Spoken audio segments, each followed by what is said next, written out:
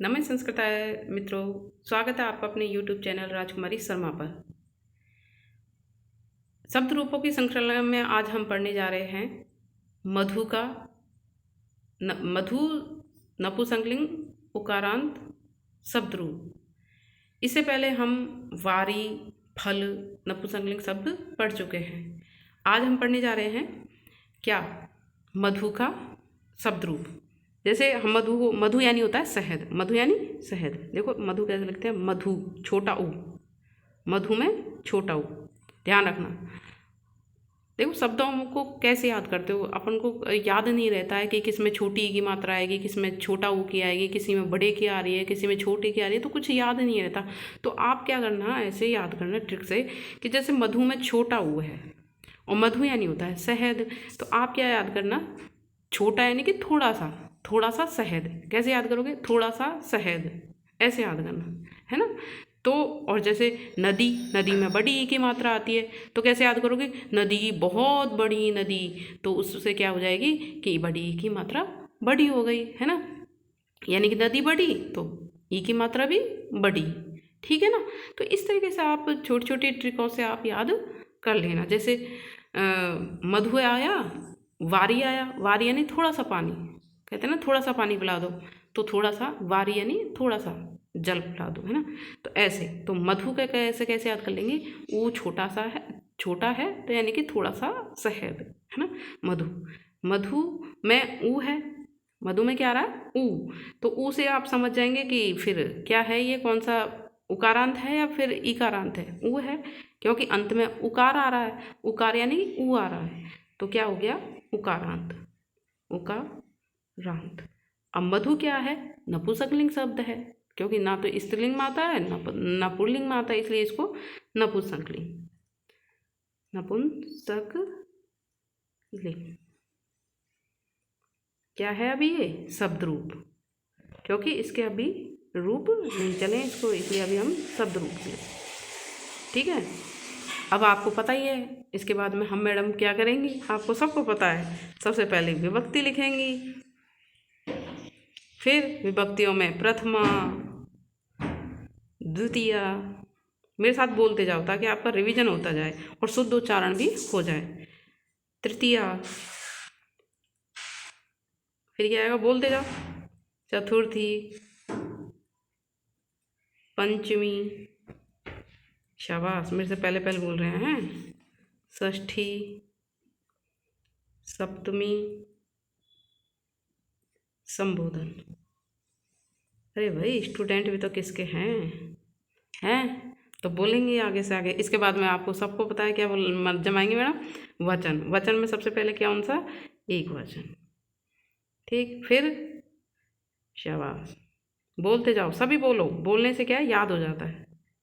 फिर बहुवचन, ठीक। अब देखो, अब मैन आता है यहाँ पे ध्यान देने योग्य बात, कि क्या ध्यान देना है हमको यहाँ पे। सबसे ध्यान देने योग्य बात यह है कि सबसे पहले हम मधु, देखो छोटा ऊ है इसलिए हम छोटा ही लिखेंगे, मधु, ठीक है। फिर मधुनी, छोटा है इसलिए छोटा ही लिखेंगे, और ये ध्यान रखना जो द्विवचन आता है उसमें अंतिम जो स्वर होता है वो बड़ा होता है, चाहे ई हो चाहे ऊ हो।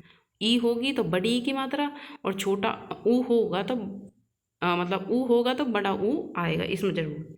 तो देख मधुनी, तो क्या आएगी, नी, ई आ रही है तो इसलिए हमने बड़ी ई लगाई है। अब एक बात और ध्यान रखना, जो द्विवचन में जैसा छोटा जो मात्राएं आ रही हैं इन दोनों में, वो जस्ट उल्टी हो जाएंगी बहुवचन में। जैसे मधु में छोटा ऊ है और नी बड़ी है, अब बहुवचन में क्या आ जाएगा, धू तो हो जाएगा बड़ा और नी हो जाएगी छोटी, जस्ट विपरीत हो गया ना। देखो इसमें छोटा ऊ है तो हमने इसमें बड़ा ऊ कर दिया, इसमें बड़ी ई की मात्रा है इसलिए हमने इसमें छोटी ई की मात्रा कर दी। ध्यान रखना ये जस्ट विपरीत होता है, इसी को ही ज़्यादा पूछा जाता है एग्जाम में। कभी भी किसी के भी पेपर उठा के देख लेना आप, इन्हीं को ही पूछेगा एग्जामिनर, इसी को ही पूछता है, यहीं पर ज़्यादा ध्यान देता है, तो आप इनको ध्यान रखना। और आपको ये भी पता है कि द्वितीय भी ये क्या है, वैसे कि वैसे उतारा जाता है। जैसे यहाँ पे आके आ जाएगा मधु, मधुनी, मधुनी, ठीक है। फिर क्या आएगा, मधुना, छोटा दू, ध्यान रखना क्योंकि यहाँ पे शब्द में क्या है, छोटा धू, इसलिए बड़ा धू नहीं आएगा, छोटा ही आएगा। मधुना, मधुभ्याम, फिर क्या आएगा, मधु भी। और मधु भी में ध्यान रखना हमेशा, भी में क्या आएगा, विसर्ग। फिर मधुने, मधुने, जैसे वारिणे वैसे मधुने, मधुभ्याम, और फिर क्या आएगा, मधुभ्य। भय में हमेशा विसर्ग आता है और भ्याम में हमेशा हलंत आता है। फिर मधुने, मधुने, मधुभ्याम, मधुभ्य, पुनरावर्ती चिन्ह ध्यान रखना है ना। फिर क्या आ जाएगा, मधुने, मधुनो, ध्यान रखना। हमें अभी क्या आ रहे हैं, छोटे छोटे आ रहे हैं सभी में। अब क्या आएगा, षष्ठी के बहुवचन में बड़ा स्वर आता है, ध्यान रखना। जैसे यहाँ बड़ा स्वर आता है वैसे ही यहाँ पे बड़ा स्वर आएगा। जैसे धू छोटा है तो अब क्या कर देंगे हम, इसको बड़ा कर देंगे, मधु नाम, ठीक। फिर है मधुनी, ध्यान रखना, मधुनी, यहाँ पे ये आई है, देखो ध्यान रखना, मैं धुनी, ये धू छोटा है और छोटी ई की मात्रा है, यहाँ पे ऊ बड़ा है, छोटी ई की मात्रा है, यहाँ पे ऊ छोटा है, बड़ी ई की मात्रा है। तो ये तीन ध्यान देने योग्य चीज़ें हैं, इनको याद रखना। कौन सा बड़ा छोटा कहाँ आएगा, छोटी छोटी कहाँ आएंगी, ये ध्यान देने योग्य, ठीक है। फिर मधुनो, मधु सु, दोनों छोटे, ठीक है। फिर अब देखो, अब संबोधन में हमको पता है प्रथमा विभक्ति आती है, लेकिन देखो इसमें एक ऑप्शन मिलता है, क्या लिखेंगे, हे, या तो मधु उतार दो यूं की यूं, ठीक है, या फिर ऑप्शन में एक और लिख सकते हो। देखो मैंने आपको बताया है, पहले भी बता चुकी हूँ कि जैसे यहाँ पर स्वर छोटा है, यहाँ पे स्वर छोटा है तो हम उसको यूं क्यों छोटा ही लिख देंगे,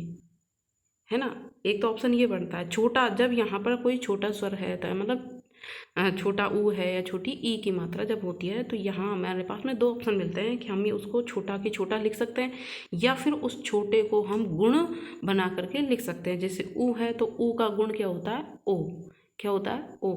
तो यहाँ पे हे मधु लिख सकते हैं या फिर हे मधु, ऐसे लिख सकते हैं, ठीक है। दोनों रूप बिल्कुल सही है, ठीक है। फिर आएगा द्विवचन में हे, आपको पता है यूं क्यों लिखा ही आता है ये तो, है ना। तो जैसे यहाँ पे लिखा है छोटा धू और बड़ी नी, तो मधु नी, संबोधन चिन्ह लगा दो। फिर क्या आएगा इसमें, हे, ये वाला यूं क्यों उतार दो, सेम टू सेम, ज़्यादा दिमाग लगाने की जरूरत ही नहीं है। हे, देखो इसमें सॉरी, मैं धू नी, ठीक है। आप इस तरीके से इनको लिख सकते हैं, ठीक है, इनको मिलना। अब देखो विशेष क्या है इसमें, तीन बातें हैं। तीन क्या है, एक तो देखो ये वाला भी याद करना है आपको, मधुनी, मैं धू नी, ठीक है, कि ये कहाँ बन रहा है। फिर है ये वाला याद करना है आपको, धू और छोटी नी, ठीक है। फिर सप्तमी का एक वचन याद करना है आपको, मैं धू नी। देखो बोलने में तो तीनों एक जैसे लग रहे हैं, मधुनी मधुनी मधुनी, पर देखो कितना डिफरेंट है, ये ध्यान रखना। ये वेरी वेरी मोस्ट इम्पॉर्टेंट है, इन्हीं को ही पूछा जाता है, इसलिए आप इनको कंठस्थ कर लें। मैं आपको बार बार मैं गौर करके कह रही हूँ कि आप इनको ज़रूर याद रख लें कि ये चीज़ें मधुनी मधुनी मधुनी कहाँ बनती हैं। तो ये वाला मधुनी बनती है प्रथमा विभक्ति द्विवचन, ठीक है, समझ जाएंगे, प्रथमा द्विवचन। और ये प्रथमा का कौन सा, बहुवचन, ठीक है। और ये कहाँ बनेगा, सप्तमी का एक वचन, ठीक। इनको आप वेरी वेरी मोस्ट इम्पॉर्टेंट है, आप इनको कन्फर्म से याद कर लेना अच्छे से। इनको क्या करेंगे आप, सबसे पहले इनको कैसे याद किया जाता है ये देख लेना। पहले छोटा ऊ है तो छोटा ऊ लिखेंगे आपको ये याद रखना है कि द्विवचन में बड़ा अंत में बड़ा स्वर आएगा। अब किसी भी उसको ले लेना तो उसमें ये आता है, तो इसमें नहीं लगाया तो मन को बड़ी नी की मात्रा आएगी। फिर इसका जस्ट उल्टा बहुवचन में हो जाता है, तो धू जैसे छोटा था तो हमने बड़ा कर दिया, नी बड़ी थी तो उसको हमने छोटी कर दी, ये याद रखना। ये ऐसे कैसे आएगा, और फिर सभी में धू छोटा छोटा आता चला जाएगा। एक यहाँ पर ध्यान रखना कि यहाँ पर सप्तमी ये षष्ठी के बहुवचन में हमेशा स्वर बड़ा हो जाता है, तो हमने बड़ा कर दिया। धू छोटा था इसलिए हमने धू को बड़ा कर दिया। मधुनी जैसे पितृय मातृय, ये तो वारिणी है, ये यहाँ पे तो छोटी ई की मात्रा ही आती है, इससे आप याद कर लेना, ठीक है। और ये सेम टू सेम बनते ही हैं। और एक गौर करने वाली बात क्या है, ये मधु की, कि यहाँ दो ऑप्शन बनते हैं। एक तो मधु आप छोटा भी लिख सकते हैं और एक उसको गुण भी कर सकते हैं, इसलिए ये दो शब्द याद करना है ना। एक यानी कि दो पद याद कर लेने, ये सब पद हैं, ध्यान रखना। ये तो शब्द है, मधु तो शब्द है क्योंकि इसमें ना तो कुछ लगा हुआ है इसलिए, है ना। तो आप इस तरीके से याद कर लेंगे। फिर हे मधुनी, हे मधुनी, आप ऐसे कर लेंगे, ठीक है। तो आपको ये वीडियो कैसी लगी, अच्छी लगी हो तो इसको लाइक करना और शेयर करना। पहली बार चैनल पर विजिट किया है तो आप इसको सब्सक्राइब कर लेना, ताकि समय समय पर नोटिफिकेशन पहुंचते रहे और आप अपनी पढ़ाई को सुचारू रूप से जारी रखें, ठीक है। थैंक यू, धन्यवाद।